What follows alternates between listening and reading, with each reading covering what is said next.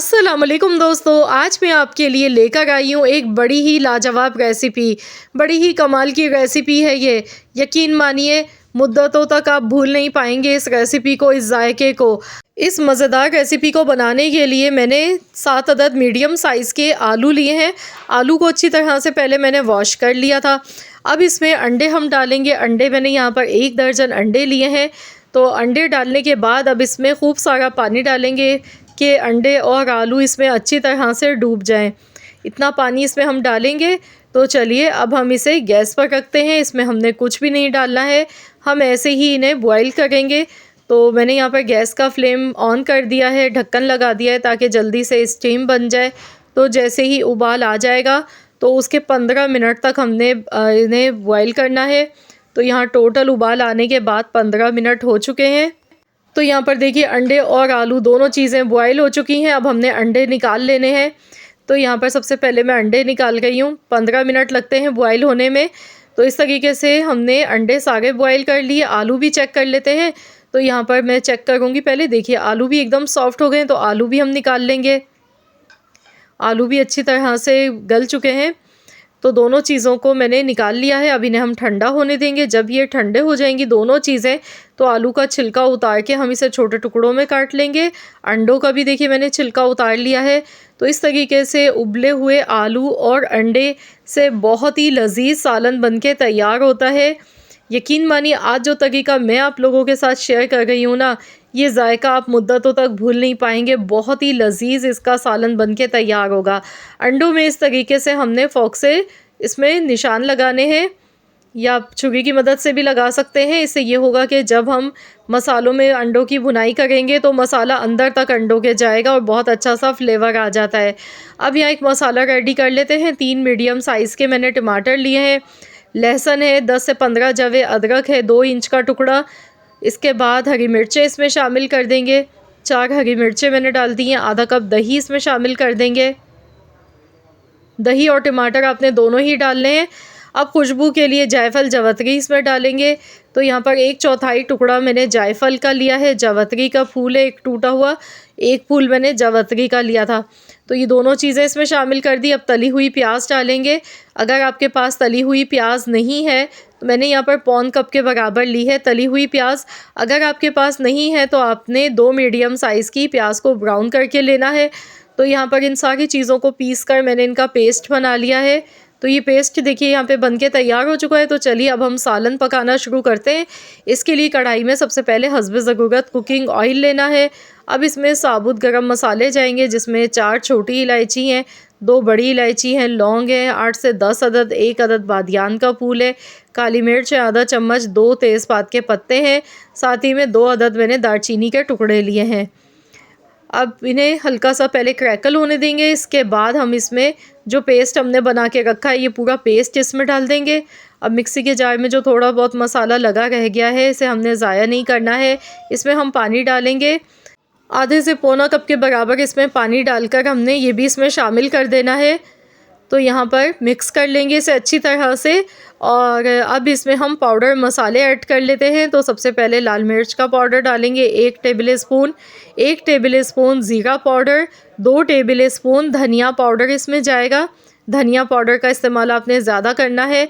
नमक इसमें जाएगा 1 टेबल स्पून, हल्दी पाउडर आधा टेबल स्पून। तो ये सारे मसाले डालने के बाद अब हमने मसालों को अच्छी तरह से भूनते हुए पकाना है। इतनी अच्छी इसकी भुनाई करनी है कि मसालों के अंदर जो कच्चापन है वो इसका ख़त्म हो जाए। जब तक कि ऑयल अलग से निकल के नहीं आ जाता है तब तक हमने इसकी अच्छी तरह से भुनाई करनी है।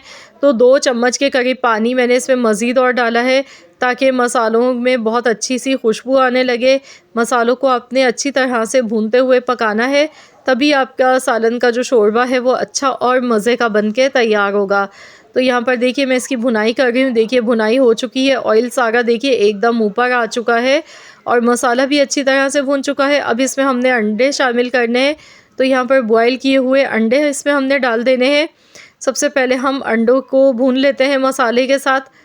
तो यहाँ पर अच्छी तरह से भून लेंगे। बाज़ लोग अंडों को पहले फ्राई करते हैं, तो वो बिल्कुल गलत तरीका है। इस तरीके से अंडों का जो जायका होता है उस पर कोई भी फ़र्क नहीं पड़ता है। बल्कि अंडे जो हैं वो बाहर से फ्राई करने की वजह से फिर वो इतने अच्छे नहीं लगते हैं। इस रेसिपी में आपने बिल्कुल भी अंडों को फ्राई नहीं करना है। इसी तरीके से बॉयल करके आपने मसालों में इसकी अच्छी तरह से भुनाई कर लेनी है। 2 से 3 मिनट तक भुनाई करने के बाद इसमें उबले हुए आलू भी हमने शामिल कर देने हैं। तो यहाँ पर उबले हुए आलू डालेंगे। यकीन मानिए बॉयल किए हुए आलू जब हम आलू अंडे के सालन में डालते हैं तो इसका जायका 4 गुना ज़्यादा बढ़ जाता है बनिस्बत हम कच्चे आलू डालकर जब पकाते हैं। बहुत ही मज़े का इसका फ्लेवर होता है। अच्छी तरह से हमने इसकी भी भुनाई कर लेनी है। तो फ्रेंड्स, अगर आपको मेरी वीडियो आज की पसंद आ गई है तो प्लीज़ इस वीडियो को लाइक ज़रूर कीजिएगा और शेयर भी कर दीजिएगा अपने दोस्तों के साथ, फैमिली मेम्बर्स के साथ। और हाँ, अगर आप मेरे चैनल पर नए हैं, आपने अब तक मेरे चैनल को सब्सक्राइब नहीं किया है तो चैनल को भी ज़रूर सब्सक्राइब कर लें, क्योंकि मैं डेली रोज़ाना आप लोगों के लिए बहुत ही यूनिक और बहुत ही आसान रेसिपीज़ लेकर आती हूँ। मेरी हमेशा कोशिश यही होती है कि मैं आसान से आसान रेसिपीज़ आप लोगों के साथ शेयर करूँ, और ये वही मसाले होते हैं जो कि हमारे किचन में पहले से मौजूद होते हैं। तो आप लोगों की आसानी के लिए मैं इस तरह की मज़ेदार रेसिपीज़ लेकर आती हूँ। तो अगर आपको मेरी रेसिपीज़ पसंद आती हैं तो लाइक भी किया करें, और साथ में अगर आप नए हैं तो चैनल को भी एक बार ज़रूर सब्सक्राइब कर लें। तो यहाँ पर देखिए, मैंने इसे हल्की आंच पर रख दिया था। पानी इसमें डाला था 2 गिलास के बराबर। 10 मिनट के लिए मैंने इसे हल्की आंच पर पकाया है। वैसे तो आलू अंडे दोनों ही बॉयल हुए हुए थे, मसाला भी पका हुआ था। तो 10 से 12 मिनट तक हल्की धीमी आंच पर मैंने इसे पकाया है। लुक आप चेक कीजिए, देखते ही मुंह में पानी आ रहा है, इतने मज़ेदार ये बने हैं। अब इसमें बारीक कटा हुआ हरा धनिया, साबुत हरी मिर्चें, पिसा हुआ गरम मसाला पाउडर 1 चम्मच हमने डालना है और इसे अच्छी तरह से हमने मिक्स कर लेना है। तो बस अच्छी तरह से इसे मिला लेंगे। तो यहाँ पर आप देख सकते हैं झटपट से मिनटों में ये सालन बन गया। ना कोई टेंशन कि आलू आपको बाद में अलग से गलाने पड़ेंगे। गैस की भी इस तरह बचत हो जाती है। एक साथ आलू अंडे आपने बॉयल कर लेने हैं एक ही जगह पर, और आपने इस तरीके से मिनटों में ये सालन बना लेना है। जायका इतना मज़े का है कि वाकई में हाथों को रोकना मुश्किल हो जाएगा। बहुत ही उम्दा रेसिपी है ये, सर्दियों की ख़ास स्पेशल रेसिपी है ये।